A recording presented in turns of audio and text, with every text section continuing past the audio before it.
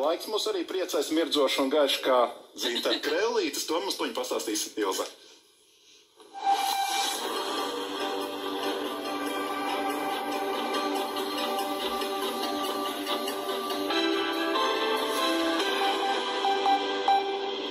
Labrīt, skatītāji, labrīt arī kolēģi. Diemžēl sauli kā dzintaru mēs šajās debesīs pārāk daudz šodien un turpmākajās dienās neredzēsim, jo laiks būs lielākoties mākoņains, bet brīžiem gan debesis arī skaidrosies un vēl aizvien būs rudenīgs silts. Arī šodien maksimālā gaisa temperatūra +6, +10 grādi.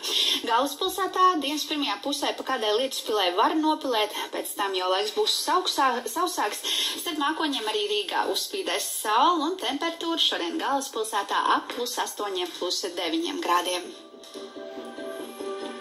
Nu labi, ka vismaz Zintara Krellītes mēs noklausījāmies, ja ne debesīs redzēsim šodien. Jā, neaizmirstiet pa lietu sargiem un tāpat neaizmirstiet šodien mums ir jātur īkšķi pa mūsu hokeja puišiem un basketbalu dāmām. Varētu teikt, šokar ir Latvijas sportā franču vakars. Latvijas sieviešu basketbalu valstsvienība izbraukumā iesāks Eiropas čempionāta kvalifikāciju pret Franciju, bet Latvijas hokeja valstsvienība pēc vēsturiskās bronzas pirmoreiz sanāks kopā un atrādīsies arī skatītājiem pārbaudas spēles pret Franciju. Tā kā franču vakars Latvijas sportā.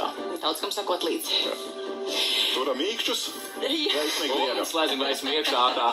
Visu labu. Visu labu, tā. Līdz rītam, tā.